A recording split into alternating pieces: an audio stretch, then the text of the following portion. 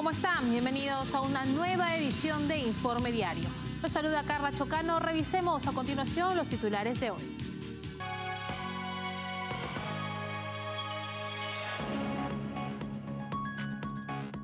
Los venezolanos que viven en el extranjero enfrentan dificultades para registrarse y votar en las elecciones presidenciales del próximo 28 de julio.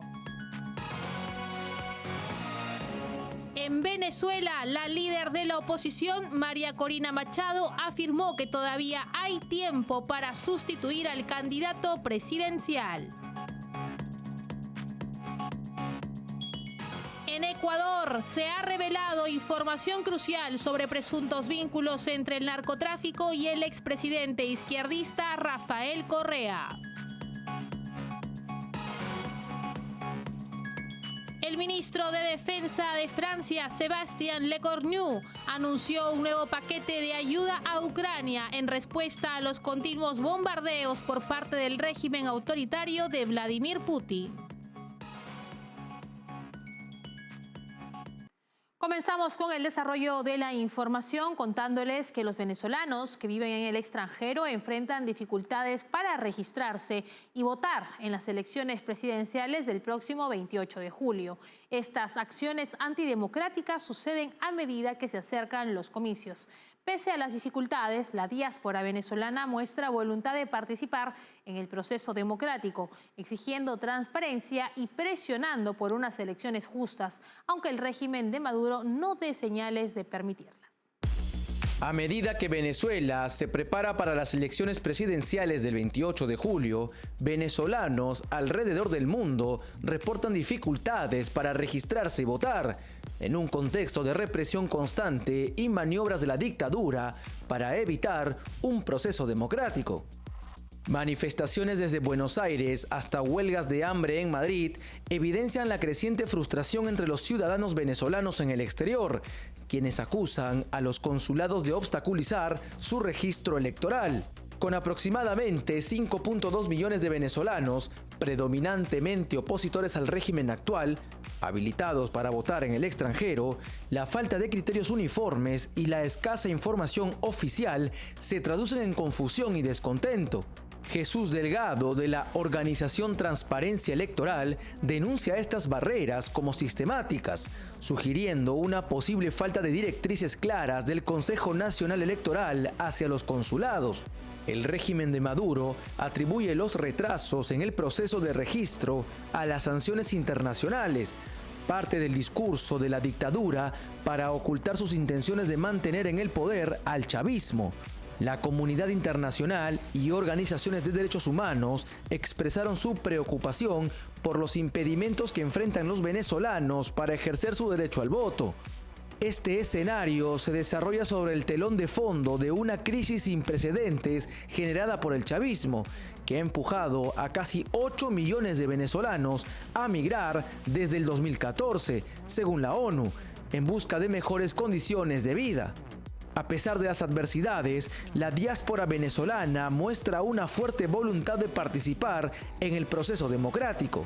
La comunidad del país sudamericano en el exterior demanda mayor transparencia y claridad en el proceso electoral, mientras intensifica la presión sobre los consulados y las autoridades venezolanas para asegurar un proceso justo y transparente. Sin embargo, el régimen de Maduro no da señales de permitir unas elecciones reales. Continuamos en Venezuela, donde la líder opositora María Corina Machado afirmó que el cronograma electoral de los comicios presidenciales del 28 de julio establece la sustitución de candidatos hasta 10 días antes del proceso, por lo que pidió confianza a sus seguidores. Agregó que nadie la desviará de la ruta para llegar a unas elecciones donde se presentará como presidencial. Tenemos la gente y tenemos una gran oportunidad y faltan solo 122 días. No es verdad que ellos pueden hacer lo que les da la gana e imponernos sus términos, cambiando las reglas, violando la Constitución. Las leyes venezolanas son muy claras.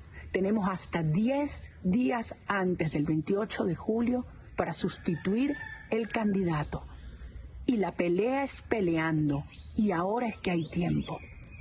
tengamos la confianza que nadie nos va a desviar de la ruta que nos va a llevar a elecciones limpias y libres, donde yo seré candidata presidencial o estará Corina Lloris.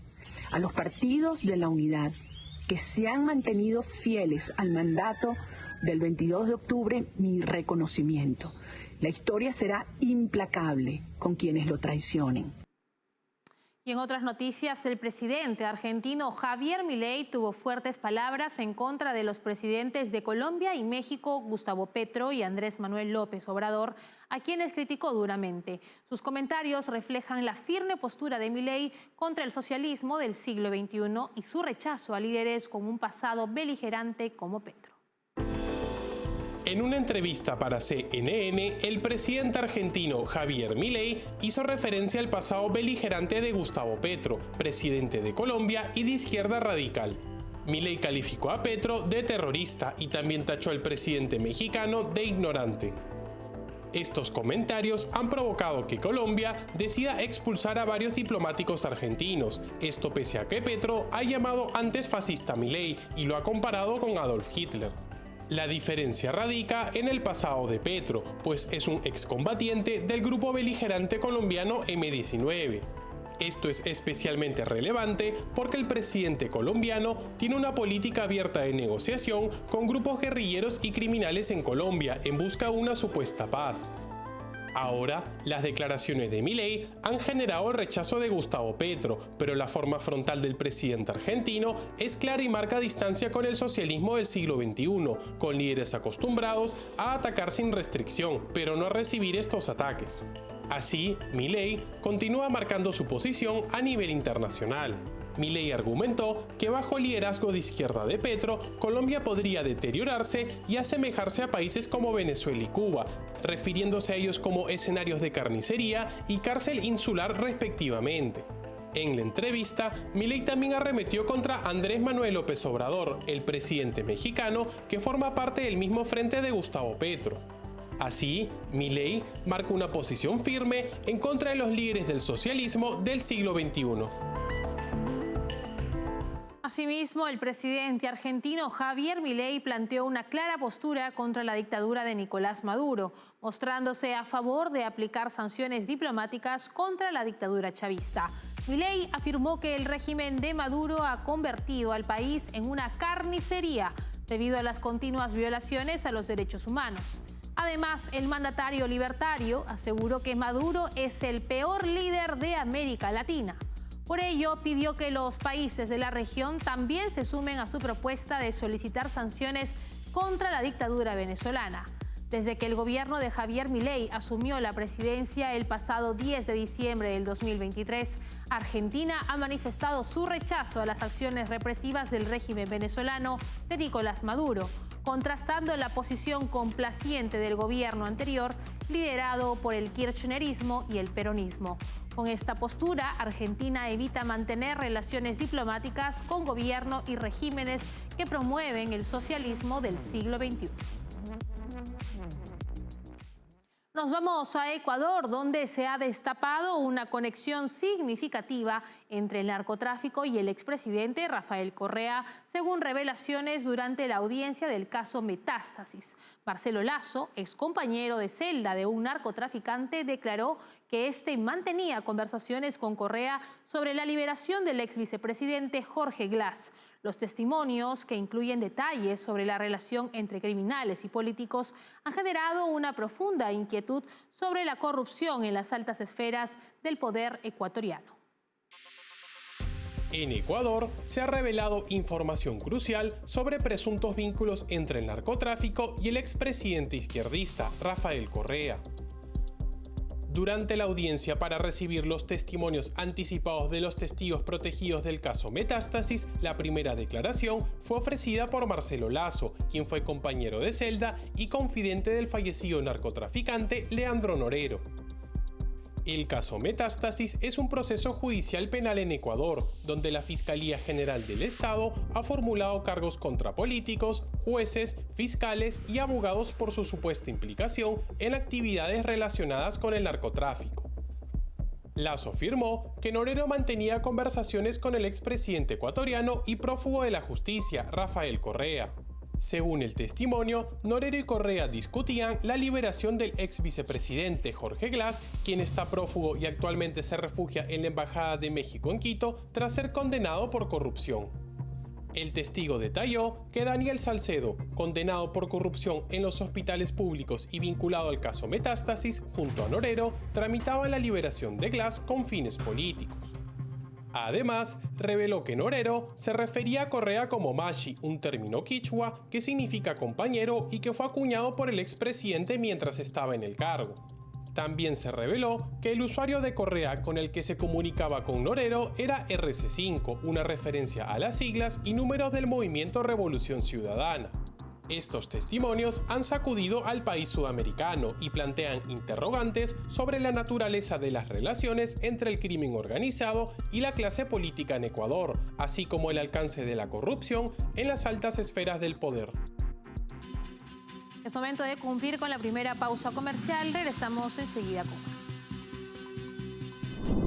Café Sombra de Pino. Un café diferente que crece a la sombra de pinos en Villarrica. Ya lo saben, Café Sombra de Pino. Un café premium al alcance de todos.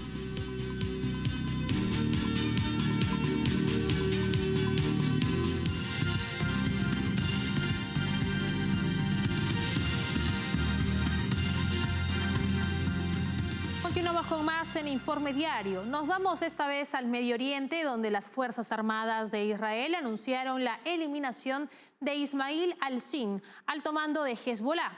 Este terrorista fue identificado como una figura clave en el manejo de proyectiles anticarro y presuntamente estaba involucrado en la planificación de incursiones en territorio israelí. Este ataque se produce en un contexto de creciente tensión en la región, marcado por acciones recíprocas entre Israel y Hezbollah. El 31 de marzo del 2024, las Fuerzas Armadas de Israel anunciaron la eliminación de un alto mando del grupo terrorista Hezbollah, identificado como Ismail al-Sin, en un ataque con dron en Junín, al sur del Líbano. Al-Sin, miembro destacado de Radwan, la fuerza de élite anticarro de Hezbollah, fue descrito como una figura clave en el manejo de proyectiles anticarro y presuntamente estaba involucrado en la planificación de incursiones en territorio israelí. El ataque se produce en un contexto de tensión creciente en la región, marcado por acciones recíprocas entre Israel y Hezbollah. Un militar israelí resultó herido en Kiryat Shimona por un proyectil lanzado desde Líbano, atribuido a Hezbollah, grupo terrorista que también ha reivindicado ataques adicionales en zonas fronterizas. Como represalia, Israel ejecutó bombardeos en objetivos de Hezbollah en distintas localidades como Hiam y Rab al-Talasin, además de utilizar artillería en Jula. Los enfrentamientos han escalado, afectando a varios puntos de interés en el sur del Líbano. Desde el 7 de octubre, las confrontaciones han resultado en la muerte de aproximadamente 265 miembros de Hezbollah, principalmente en territorio libanés, pero también en Siria. Hezbollah es uno de los grupos beligerantes financiados por Irán que desestabilizan y amenazan la seguridad en Medio Oriente. Por otro lado, un reciente informe periodístico vincula el enigmático síndrome de La Habana con una unidad de inteligencia rusa, sugiriendo que los primeros casos podrían haber ocurrido en Alemania 2 años antes de los reportados en Cuba. Aunque Moscú niega estas acusaciones, funcionarios estadounidenses están investigando de cerca estos incidentes de salud anómalos, reconociendo la necesidad de abordar este misterioso fenómeno. Un informe periodístico reciente ha vinculado el enigmático síndrome de La Habana, que ha afectado a diplomáticos estadounidenses en los últimos años, con una unidad de inteligencia rusa. Este síndrome, caracterizado por síntomas inexplicables como mareos, dolores de cabeza y vómitos, fue reportado por primera vez por personal diplomático en la Embajada de Estados Unidos en Cuba en el 2016. Sin embargo, el nuevo reporte sugiere que los primeros casos podrían haber ocurrido en Alemania 2 años antes. La investigación conjunta realizada por The Insider, Der Spiegel y CBS 60 Minutes sugiere que el personal afectado pudo haber sido objeto de armas sónicas rusas. Aunque Moscú había negado estas acusaciones y funcionarios estadounidenses previamente habían considerado poco probable que una potencia extranjera fuera la culpable, no se proporcionó ninguna explicación alternativa en su evaluación de los incidentes de salud anómalos entregada el año pasado, lo que ha frustrado a los afectados. Las historias sobre el síndrome de La Habana iniciaron cuando se conocieron los casos en la capital de Cuba. Los afectados, incluido el personal de la Casa Blanca, la CIA y el FBI, han reportado mareos, dolores de cabeza, dificultades para concentrarse y un sonido intenso y doloroso en los oídos. Hasta la fecha, se ha hecho más de 1000 reportes de esta misteriosa dolencia, con docenas de casos aún considerados inexplicables. La investigación sugiere que operativos de la Unidad de Inteligencia Militar rusa, conocida como 29155, podrían haber apuntado a los cerebros de los diplomáticos estadounidenses con armas de energía dirigida. Hay evidencia que sitúa a miembros de la unidad en ciudades en todo el mundo en momentos en el que el personal estadounidense reportó incidentes. Una investigación militar estadounidense sobre el síndrome indicó que el vínculo común entre las víctimas era un nexo ruso y señaló que la vara oficial de Estados Unidos para demostrar la implicación rusa se había establecido demasiado alta, ya que el país no quería enfrentarse a algunas verdades muy duras. En respuesta al informe, funcionarios estadounidenses afirmaron que continuarán examinando de cerca los incidentes de salud anómalos, pero reiteraron su posición de que es muy poco probable que un adversario extranjero sea el responsable. Sin embargo, enfatizaron que no ponen en duda las experiencias y síntomas reales que han reportado sus colegas y familiares, declarando que su trabajo en tales incidentes es una prioridad. Y ahora les contamos que economistas consultados por Business Insider advierten que la fortaleza económica de Rusia podría disminuir este año, lo que podría erosionar el apoyo a Vladimir Putin si las sanciones occidentales afectan la vida de los ciudadanos rusos. A pesar de las cifras optimistas presentadas por el régimen ruso, la realidad económica es más sombría, con fuga de ciudadanos e inversión extranjera. Un endurecimiento de las sanciones podría plantear grandes desafíos para la economía rusa. Según economistas consultados por Business Insider, la fortaleza económica de Rusia probablemente disminuirá este año, lo que podría resultar en una pérdida de apoyo a Vladimir Putin si las sanciones occidentales dificultan la vida de los ciudadanos rusos comunes. Las sanciones probablemente se endurecerán de prolongarse la invasión en Ucrania, aumentando la presión económica sobre Rusia y haciendo que los rusos sean más resistentes al liderazgo de Putin después de un largo periodo de complacencia. Jeffrey Sonnenfeld y Steven Tian, investigadores de Yale, consideran probable que Occidente continúe apoyando a Ucrania mientras intensifica las sanciones contra Rusia. Esta situación podría llevar a Rusia a un punto de inflexión, lo que haría que las debilidades fundamentales de la economía rusa salgan a la superficie. Sergei Guriev, economista ruso y decano entrante de London Business School, también anticipa posibles disturbios sociales en Moscú. Según Guriev, la economía rusa se asemeja a sus últimos días antes de la disolución de la Unión Soviética, lo que podría desencadenar una recesión profunda en algunos sectores, como el manufacturero. A pesar de que Rusia mostró un crecimiento económico del 3.6% en el 2023 y una encuesta del mismo año indicó que un récord del 56% de los rusos cree que la economía está mejorando, Sonnenfeld critica estas cifras y encuestas como engañosas y parte de la propaganda de Putin. La realidad económica de Rusia presenta un panorama más sombrío, con la fuga de 1 millón de ciudadanos y 19.000 millones de dólares en inversiones extranjeras directas en el 2022.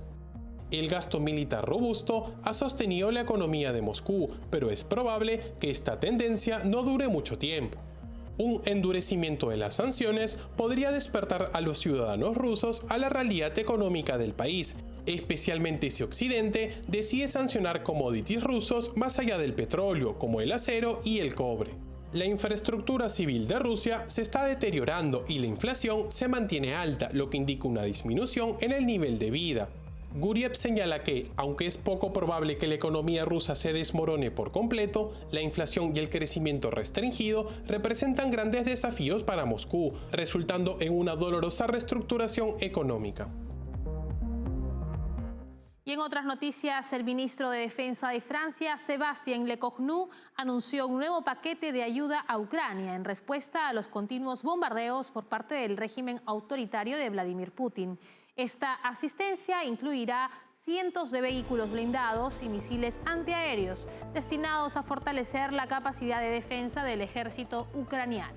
En una entrevista con el diario La Tribune, Lecornu destacó la importancia de mantener una línea de frente amplia y móvil, resaltando la utilidad de los vehículos de transporte de tropas para la movilidad del ejército ucraniano.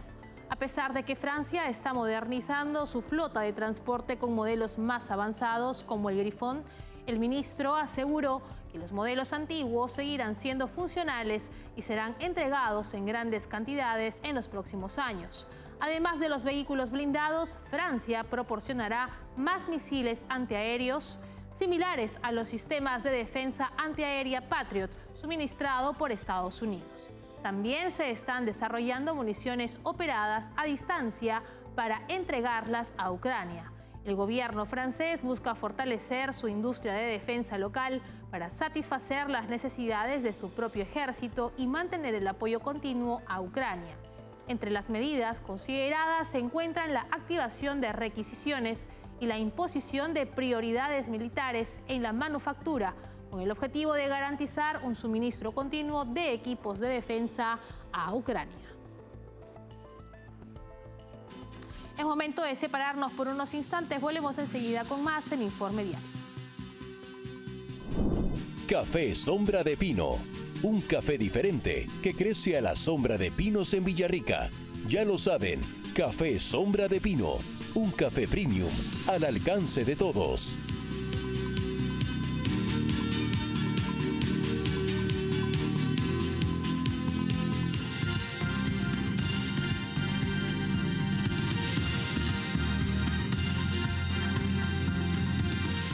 Continuamos con más en esta edición de Informe Diario. Nos vamos a España, donde el Senado estableció este lunes la comisión de investigación del caso Koldo, que se reunirá este miércoles para discutir los plazos, planes de trabajo y solicitudes de comparecencia.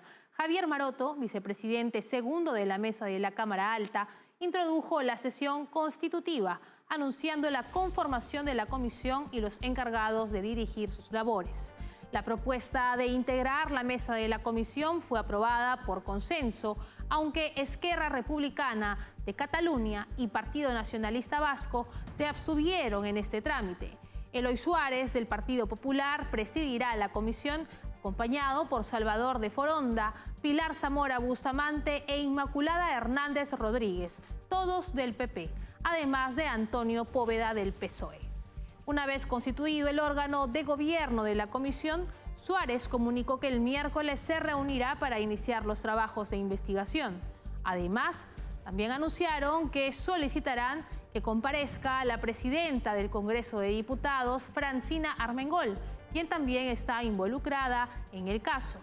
La comisión se concentrará en el caso Koldo, escándalo que rodea al PSOE, partido del presidente de gobierno Pedro Sánchez y su esposa Begoña Gómez, por estar implicados en el cobro de comisiones ilegales por la compra de mascarillas, con la colaboración de Koldo García, ex asesor del entonces ministro de Transporte José Luis Ábalos.